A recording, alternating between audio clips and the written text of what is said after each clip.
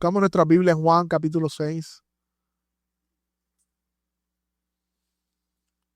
Juan capítulo 6 y vamos a estar leyendo el versículo 16 al 21.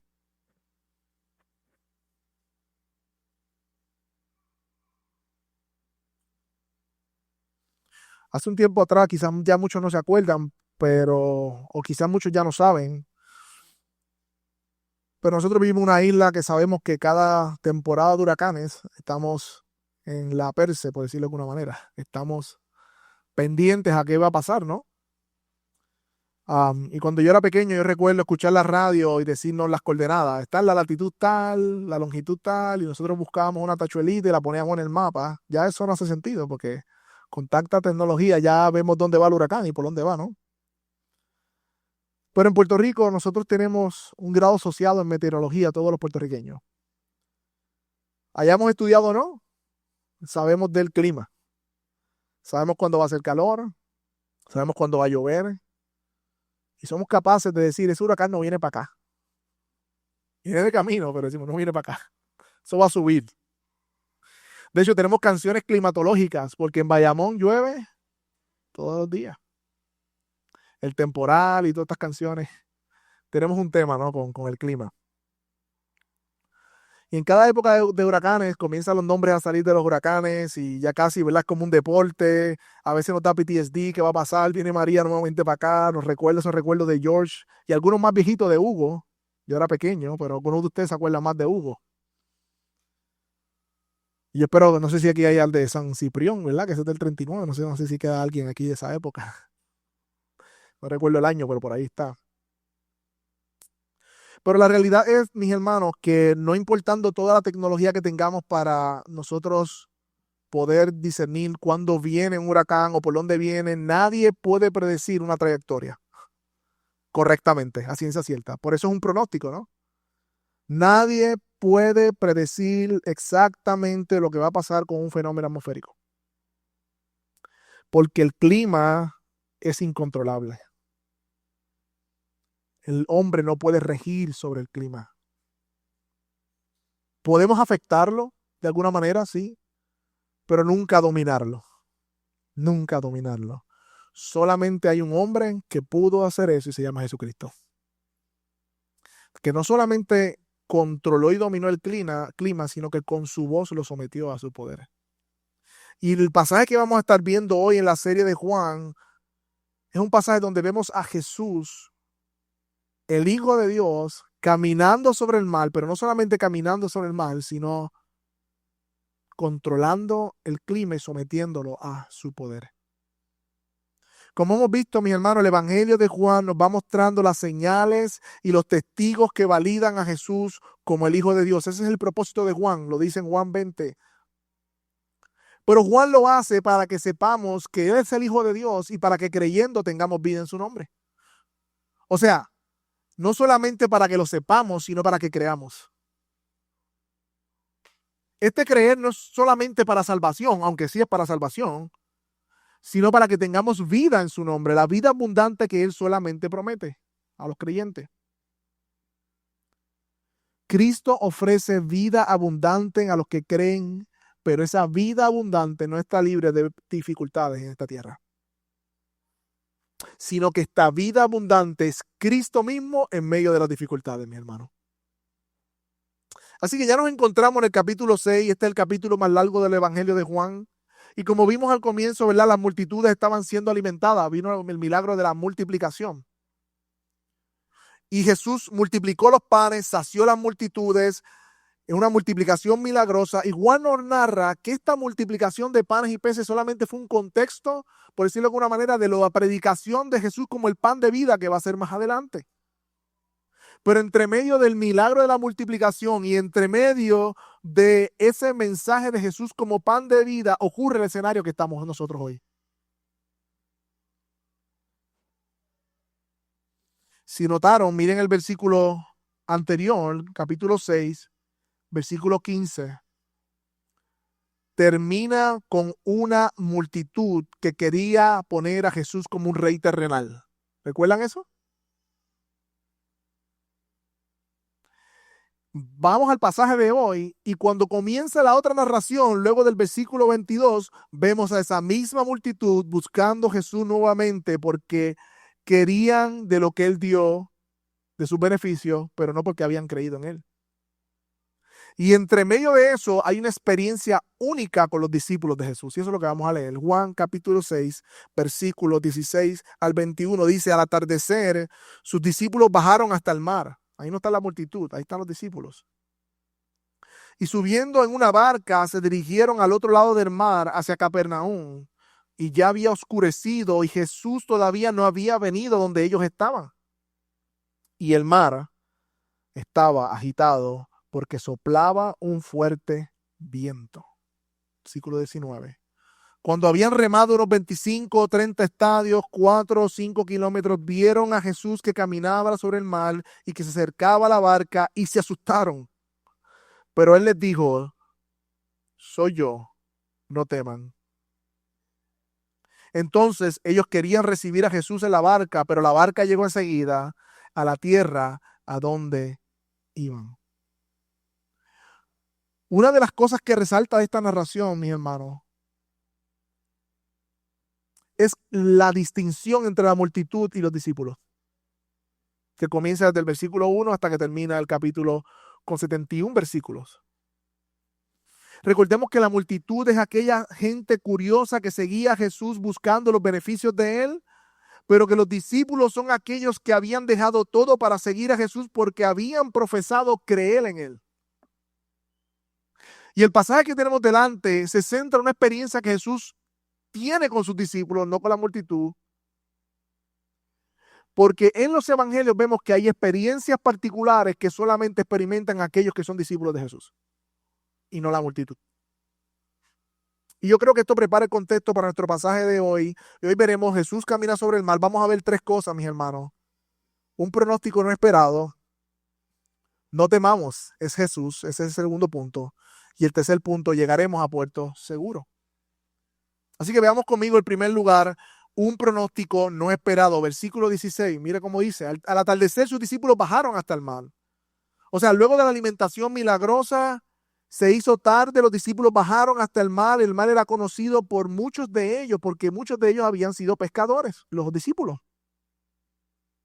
Yo recuerdo hace un año atrás, no sé si ustedes se han montado en algún velero o algún bote, pero ya hace un año yo me monté en uno por primera vez, y por lo menos el viaje de ida, no recuerdo si fue Palomino, no recuerdo dónde fui, fue bastante placentero. Pero el viaje de vuelta no fue muy placentero para mí.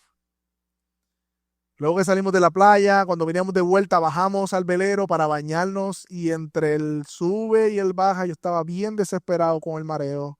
Tuve que salir corriendo, dejar a mi esposa con la nena bregando y yo no puedo más, voy a vomitar. Y el capitán me dice, mira, párate allí en la esquina, siéntate ahí arriba, respira profundo y mira hacia los horizontes y no mires a más nada. La realidad es que no fue mi experiencia favorita, no entiendo cómo a la gente le gusta el mar, pero nada. El punto es que a los discípulos el mal era muy común para ellos. De hecho, por lo menos 4 de los discípulos eran pescadores de profesión, 2 de ellos se ve pescando en otras narraciones, y por lo menos el mar era un medio de transporte, eso era algo normal para los discípulos. Ellos dominaban la navegación, eso es lo que les quiero decir.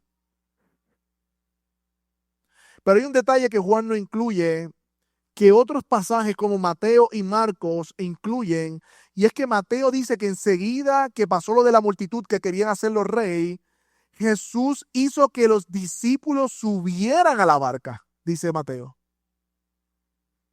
y se adelantaran al otro lado a lo que él despedía a la multitud y se iba.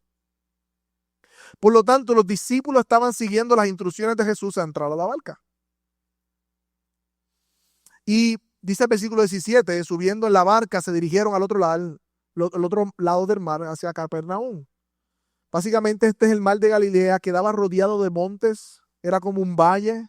Por eso dice que ellos bajaron y subieron a la barca. Igual incluye un detalle, mira lo que dice el versículo 17, y ya había oscurecido y Jesús todavía no había venido donde ellos estaban. Miremos este escenario, mis hermanos. Los discípulos por obediencia a Jesús suben a la barca, los discípulos en el mar, ya está de noche oscurecido Jesús no está en la barca con ellos. Y al parecer los discípulos entendieron que tenían que esperar a Jesús. Por eso dice que Jesús no había llegado a ellos. Pero ocurre un problema ellos estando en la barca. Dice el versículo 17, por lo menos, a ver, sigue aquí el 17. 18, perdóneme. Y el mar estaba agitado porque soplaba un fuerte viento. Juan narra que este suceso de manera sencilla y simple. Esa palabra agitado quiere decir levantado, despertado o atormentoso. Y debido a la geografía del lugar, dice un comentarista, el viento descendía repentinamente por los barrancos, ya que era como un valle. Y rápidamente subía el ímpetu del lago. El lago se encrispaba por estas tormentas, ya que estaba debajo del mar, hasta 200 metros debajo del mar. Y la intensidad del temporal aumentó rápidamente. Y Mateo describe este suceso diciendo que el barco estaba zarandeado por las olas, porque el viento le era contrario. Mi hermano, este era un pronóstico inesperado para los discípulos. Los discípulos estaban en la barca estaba siendo azotada por las olas, Jesús no estaba con ellos, ya era de noche. Tan fuerte era la tempestad que habían recorrido por lo menos de 25 a 30 estadios y hasta haciendo la conversión son 180 metros, por lo tanto de 4 a 5 kilómetros estaban luchando con esta tempestad ya recorrido. Y de hecho Marcos añade que en el momento que Jesús baja donde ellos, ya son las de 3 a 6 de la mañana, la cuarta vigilia. Ellos están cerca de 8 horas bajo esta tormenta. 8 horas de noche en medio de una tempestad, siendo azotados por las olas y seguramente muy cansados para tratar de salvar la embarcación, atemorizados, no sabiendo cómo terminaría esta situación. Ese es el contexto de lo que está ocurriendo. Y no sé si pueden imaginarse eso. Mi hermano, yo no cogí una ola y yo estaba bien desesperado. Algunas cosas que queremos que observemos.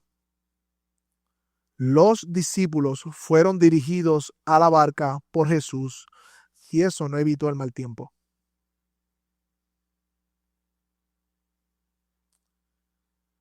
La verdad es, mis hermanos, que la multitud no experimenta a Jesús como sus discípulos. Pero parte inherente del discipulado es la hora de la prueba. A todo verdadero discípulo de Cristo le va a llegar el momento que a ellos le llegó. Ellos acababan de ver un milagro, la multiplicación de los panes, y de momento ya se encuentran en una tempestad. Y si hay algo que es incontrolable y impredecible, como dijimos al comienzo, es el clima y el viento, mis hermanos. La hora de la prueba va a llegar a sus discípulos. Otra cosa que quiero que veamos en la narración, no importa si somos expertos, a la hora de la prueba se determina que somos vulnerables y dependientes. Estos hombres sabían de navegación. Sin embargo, eso no bastó. La tempestad los hizo vulnerables, mis hermanos.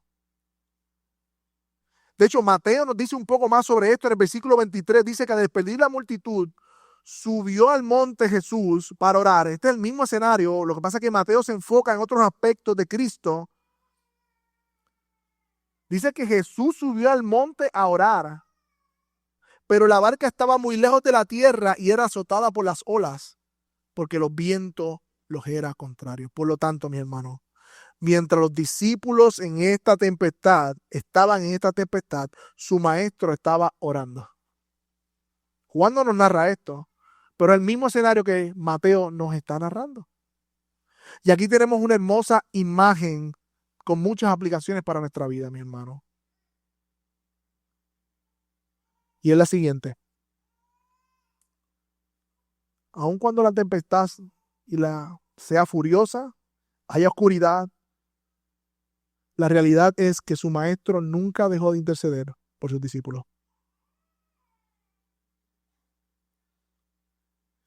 Jesús no pierde de vista a los suyos. Jesús no se olvida de sus discípulos. Jesús intercedió por ellos. Mis hermanos, es posible que hoy que seas tú o tu familia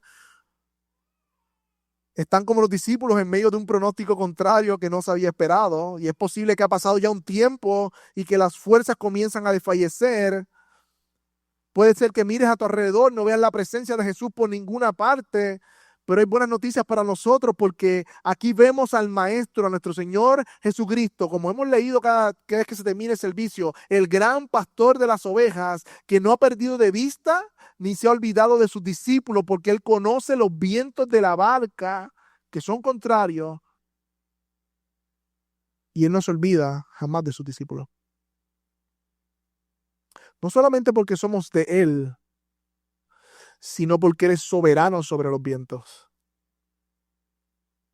Es decir, los vientos no soplaron más de lo que Él había ordenado. Él está en control. Y estos son grandes consuelos que tenemos en la promesa, mis hermanos, de la palabra de Dios. Voy a decir algunas promesas de la palabra de Dios para aquellos que somos sus discípulos. Mateo 28:20 dice, he aquí yo estoy con vosotros hasta el fin del mundo. Hebreos 13:5-6 nos dice, no te desampararé ni te dejaré. El Señor es mi ayudador, no temeré. Romanos 8:38-39 dice que nadie puede separarnos del amor de Dios que es en Cristo. Romanos 8:28 dice que a los que aman a Dios, todas las cosas le ayudan para bien. Segunda de Corintios 12:9-10, bástate de mi gracia, porque mi poder se perfecciona en tu debilidad. Primera de Corintios 10:13 dice que fiel es Dios, que no nos dejará ser probado más de lo que podemos resistir. Hebreos 4:15-16, no tenemos sumo sacerdote que no pueda compadecerse, ¿no? Sino que podemos acercarnos confiadamente al trono de la gracia. Segunda de Corintios 4:16-18, que nuestra leve tribulación momentánea produce un eterno peso de gloria. Romanos 5, del 3 al 5, nos gloriamos en las tribulaciones porque el amor de Dios ha sido derramado en nuestros corazones. Y Primera de Pedro 5:10, y ustedes recuerdan este pasaje que dice, y después que hayan sufrido un poco de tiempo, el Dios de toda gracia que los llamó a su gloria eterna en Cristo, el mismo que los perfeccionará, afirmará, fortalecerá y establecerá. A Él sea el dominio por los siglos de los siglos. Amén. Estas son solamente algunas de las promesas que tenemos nosotros, sus discípulos. Qué gran esperanza tenemos. Mis hermanos, Él tiene cuidado de sus discípulos. Y en medio, mis hermanos, que esta noche oscura que ellos estaban pasando, es en medio de la tempestad que Jesús viene a ellos en el momento indicado, adecuado, caminando sobre el mar. Veamos en segundo lugar, no temamos, es Jesús. Versículo 19. Cuando habían remado unos 25 o 30 estadios, 4 o 5 kilómetros, vieron a Jesús caminando sobre el mar y se acercaba a la barca y se asustaron, pero Él les dijo, yo soy, o soy yo, no teman. ¿Qué escena esta, mis hermanos? Jesús caminando sobre las aguas. Aquí vemos a Jesús desafiando todas las leyes de la gravedad, a las cuales todos nosotros estamos sujetos. Y esta señal estaba demostrándole a sus discípulos que Él era Dios sobre lo creado, porque Él creó el mundo, como el texto que memorizaremos esta semana. Pero aquí hay algo más que quizás no vemos a primera instancia, mi hermano. En las Escrituras, para los hebreos y los judíos, el mar era símbolo de caos y amenaza. La tempestad era vista como una manifestación de la ira de Dios y la oscuridad como la ignorancia y el pecado. No sé si recuerdan, de hecho leímos ahorita, pero en Génesis dice que la creación, que la tierra estaba desordenada y vacía y el Espíritu se movía sobre la faz de las aguas. Es una imagen de caos. Las aguas son imágenes de caos en la Biblia. De hecho, Job dice, cuando Dios le pregunta a Job, le dice, ¿quién es el que le puso límite al agua? Sino Dios, que le dijo, hasta aquí vas a llegar. Lo vemos en el libro de Jonás, cuando es lanzado al mar y se calma. Los profetas ven y el salmista también y Miqueas dice que cuando el Señor perdona nuestros pecados, los sepulta ¿dónde? En el fondo del mar, en el olvido. De hecho, algo bien impresionante, el mismo Juan, el que escritor del Evangelio de Juan, escribió el Apocalipsis, dice en Apocalipsis 21, que entonces vi cielo nuevo y tierra nueva, porque el primer cielo y la primera tierra pasaron, y dice, y el mar ya no existía.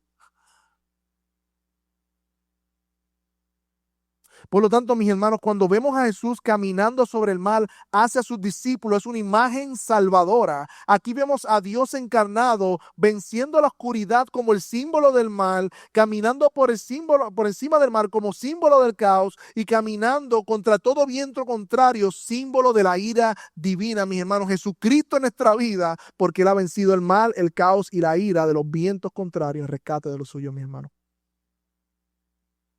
Eso fue lo que Él hizo en la cruz de Calvario. Y qué hermoso, mi hermano, porque cuando menos ellos lo esperaban, los discípulos, aparece Jesús. Apareció su Salvador. Y leyendo otros relatos, Mateo y Marcos, dicen que cuando ellos vieron, se asustaron y hasta pensaron que era un fantasma. Y gritaron de terror. Y la causa de este miedo era porque al principio estos discípulos no pudieron entender o reconocer que ese era Jesús. Versículo 20, mira lo que dice entonces Jesús. Pero Él les dijo, yo soy o soy yo, dice nuestra versión, no temas. No sé si pueden imaginarse esta escena, mi hermano.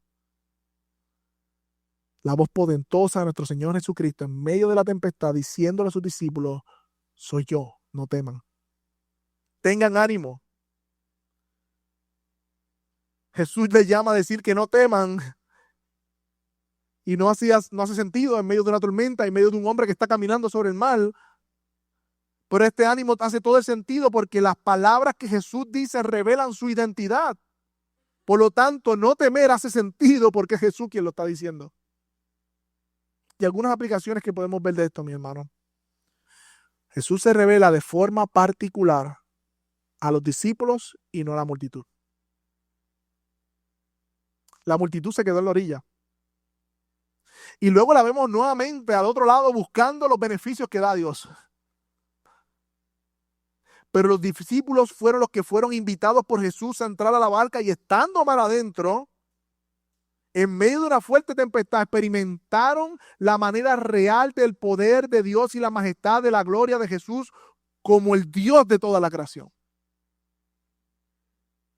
Fueron sus discípulos que escucharon su voz, mis hermanos, en medio de la tempestad, diciendo, no teman. Mi hermano, la palabra de Dios es la única fuente de autoridad para promover la paz que sobrepasa todo entendimiento. Otra cosa que vemos aquí, mi hermano, es que Jesús tiene dominio sobre lo creado. Recordemos el propósito de este evangelio, mostrarnos las señales de que Jesús es el Hijo de Dios y que creyendo tengamos vida en su nombre. Entonces, ¿se imaginan los receptores de este evangelio? Cuando Juan escribe esto, se le escribe a una población particular y le dicen, aparentemente discípulos de Jesús, dicen, miren aquí a Jesús. ¿Se imaginan cuando lean esto? Si algo quedó claro es que ellos vieron que Jesús es el Hijo de Dios porque está por encima de su creación, aún de las leyes de la creación, como la ley de la gravedad. Mi hermanos, es imposible caminar sobre las aguas sin hundirse. Es imposible. Tú y yo lo sabemos. Pero Jesús es más que un hombre. Es Dios mismo, el creador de los mares. Por eso Él podía caminar sobre las aguas. Y decía un comentarista, ya no solamente vemos el poder de Dios dividiendo los mares, sino caminando sobre ellos. Una tercera aplicación, mi hermano, es la siguiente. La incompleta insuficiencia de los hombres ante la adversidad cuando se encuentran abandonados en sus propios recursos. Es decir, estos hombres, a pesar de que conocían el mar, a pesar de que muchos de ellos eran pescadores, eran expertos en navegación, estaban sin Jesús en la barca. Y no importa cuán capaces nosotros seamos, no importa cuántos recursos tengamos, no importa cuánto hayamos aprendido, ni siquiera cuánto hemos dominado un área en particular, cuando dependemos de nuestros recursos, somos completamente insuficientes ante la adversidad, mi hermano. Como dice el antiguo corito, aquel que caminó sobre las aguas. Necesitamos de aquel que caminó sobre las aguas. Si somos honestos, tú y yo tenemos que admitir que nos gusta el control. Queremos ser nuestro propio Dios. En ocasiones es como cuando yo le hago a mi hija creer que está guiando el carro. Estamos estacionados, yo la monto encima mío, digo, toca el guía y ella hace así y ella cree que está guiando. Ella jura que tiene el control. Y ella lo disfruta. Pero es una ilusión. Y la verdad es que muchas veces, mi hermano, que las tormentas que Dios permite en nuestra vida son el contexto para mostrarnos la ilusión que nosotros tenemos de que controlamos nuestra vida. Mi hermano, tú no controlas nada, aunque tú creas que lo controlas. Y las pruebas nos ayudan a recordarnos esa verdad. En ese sentido, mis hermanos, no solamente debemos dar gracias por los tiempos de bien, por la prosperidad, debemos también dar gracias por las pruebas porque son una bendición en nuestra vida. Porque en la tormenta los discípulos aprendieron que depender de ellos mismos y la barca no es suficiente, sino que debieron reconocer que necesitaban a Cristo dentro de la barca.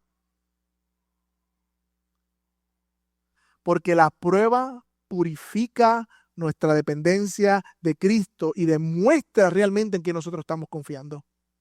Por lo tanto, las pruebas son una bendición para el creyente. Por ahí se dice mucho, ¿verdad? Y se predica de prosperidad y de bienestar y de estar bien y de dinero y de casa. Y precisamente ese tipo de cosas son las que corrompen el corazón del hombre.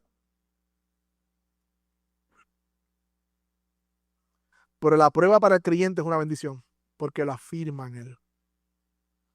La prueba hace dos cosas. Como vemos en la parábola del sembrador, que una de las semillas cayó en un terreno pedregoso y no echó raíz. Y cuando vino la persecución, ¿qué pasó? Se secó. La prueba probó que realmente no había una fe genuina en esa creyente. Pero ¿qué pasó con Job? La prueba afirmó que sí había sido un creyente verdadero. La prueba o afirma al creyente en Dios o la prueba los aleja de Dios porque nunca fue o tuvo fe verdadera. Por lo tanto, mis hermanos, gracias a Dios por las pruebas. ¿Usted le da gracias a Dios por las pruebas? Yo creo que a veces no hacemos eso, ¿no? Esta repentina prueba de fe por medio del peligro tenía el propósito de ser una lección para sus discípulos con respecto a lo que deben esperar en el ejercicio del ministerio. Esto es un comentarista hablando. Las aflicciones y las cruces son las muelas que Dios afila constantemente a los instrumentos que mal utiliza. O sea, este comentarista dice, si Dios va a usar a alguien, lo va a refinar por medio de las pruebas. Y estos discípulos tenían una gran comisión delante. De hecho, Marcos añade en el versículo 51, no vamos a ir allá, pero de esta misma historia, dice que Jesús subió con ellos a la barca y el viento se calmó y ellos estaban asombrados de gran manera. Esta palabra de asombrados es estado de shock. Los discípulos estaban en estado de shock al ver cuando Jesús entró a la barca y la tempestad cesó completamente. Su maestro camina sobre el mar y calma la tempestad. Ellos estaban asombrados. ¿Quién puede controlar el viento? Nadie. Solamente Jesús. Y Marcos añade en el versículo 52, mira lo que dice, porque no habían entendido lo de los panes, sino que su mente estaba embotada. Dice un comentarista sobre esto. Es decir, si hubieran comprendido los discípulos plenamente el significado de la alimentación milagrosa, habrían entendido de ello qué significaba el poder de Cristo para doblegar el universo material a su voluntad, incluyendo no solamente el producto de la tierra como el pan, sino también las ondas del mar y los vientos huracanados. El problema estaba en sus corazones, en realidad sus corazones estaban endurecidos. Cuando Jesús multiplica el pan, está creando de la materia, doblegando las leyes naturales, porque la materia se transforma, pero nunca se puede crear. Pero Jesús creó materia al crear el pan. De esa misma manera, ellos debieron entender de alguna manera que Jesús era capaz y poderoso de doblegar las leyes naturales. Pero su mente estaba endurecida. Pero cuando ellos se dan cuenta que era Jesús, dice que, miraron lo que sucede, versículo 21, y ahora vemos este último punto, Jesús los lleva a puerto seguro. Entonces ellos querían recibir a Jesús en la barca, pero la barca llegó enseguida a la tierra a donde iba. O sea que al conocer que era Jesús, le recibieron con mucha prontitud, y cuando entra se calma la tempestad. Pero aquí hay un otro milagro que algunos interpretan como un milagro. Y es que dice el texto 21 que la barca llegó enseguida a donde iban. O sea que tan pronto como Jesús se montó en la barca, aunque estaban todavía a mucha distancia del puerto, el barco inmediatamente llegó al puerto. Es decir, es como si Jesús al montarse, la barca recorrió la distancia de manera inmediata. En ese sentido, Jesús muestra no solamente poder sobre lo creado, sino poder sobre la física, la distancia. Lo que le tomaría mucho tiempo y esfuerzo para los discípulos, con Jesús en la barca no tomó nada. Llegar a puerto seguro. Y dice que llegó a donde iban. Es decir, llegaron seguros al destino que Dios había provisto. Miremos esta escena, mi hermano. Iglesia que está aquí. Los discípulos en la barca, Jesús en el monte. La tormenta azota, Jesús aparece. Los discípulos se atemorizan y Él les consuela. Ellos le reciben y la barca llega rápido. Mis hermanos, es un gran consuelo que tenemos en medio de las dificultades. Saber que nuestro Dios es el Dios verdadero, Jesucristo, el Hijo de Dios, que es poderoso para hacer todo lo imposible para nosotros. Mis hermanos, el día en que el Señor nos salvó, desde ese día Jesús es el capitán de nuestra barca. Por lo tanto, los vientos sí pueden ser contrarios. Puede que esté de noche, puede que estemos afligidos y cansados, claro que sí. Pero una cosa es segura, nuestra barca va a llegar a puerto seguro. Ninguno, mis hermanos, ninguno de los discípulos perecerá, sino que Cristo mismo los hará llegar a su destino eterno. Y más adelante, cuando Él predica, dice eso, que todos los que el Padre le dio, Él los ha de resucitar en el día postrero. Ninguno de aquellos que Dios ha salvado se va a perder. Es imposible porque es Jesús quien cuida de aquellos que el Padre le dio. Llegaremos a puerto seguro. Y amigo que nos visita, que está aquí en medio nuestro, tú también necesitas de aquel que caminó sobre las aguas en tu barca. En ningún otro hay esperanza verdadera para tus problemas, en ningún otro encontrarás la paz tanto que necesitas, que solo Él ofrece. En ningún otro habrá seguridad de destino, porque solo Él es el creador y dueño de la vida. Y Él está aquí en medio nuestro por medio de su palabra. Y al igual que los discípulos, nos invita y nos dice: yo soy, no temas. Por lo tanto, visita que está en medio nuestro. Si aún no has venido Cristo en arrepentimiento y fe, hoy es un día en donde el Señor te dice: yo soy, no temas. Entrega tu fragilidad, entrega tu debilidad. Con su potente voz, Él hará calmar los vientos de tu alma. No te vayas aquí sin Jesús, porque Él es Rey sobre todo. Y Él solo puede llevarte a puerto seguro.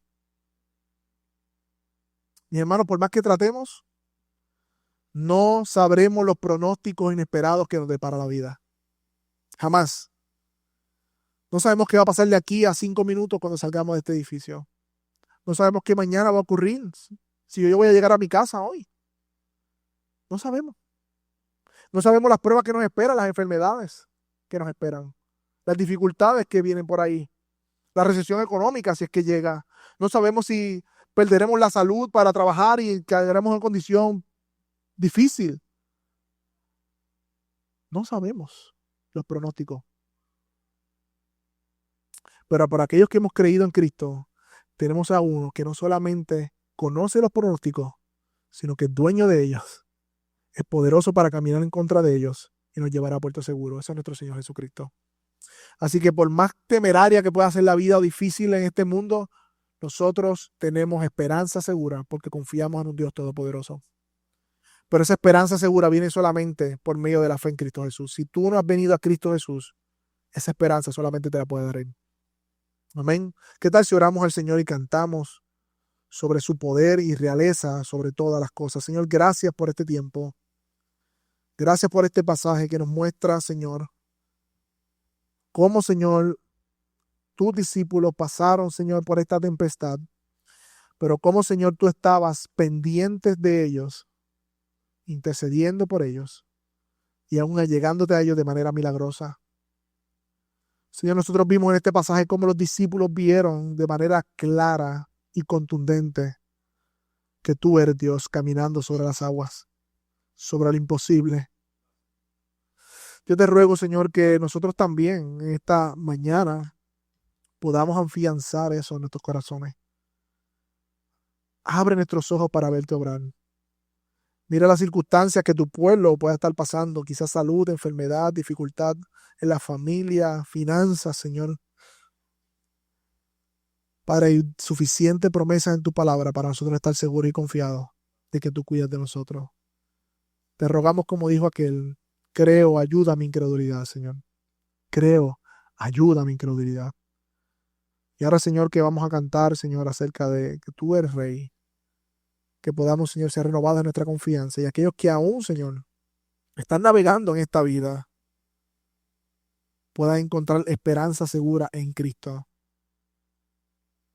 Porque si tú estás con nosotros, no importa los vientos contrarios, estaremos seguros. En nombre de Jesús. Amén.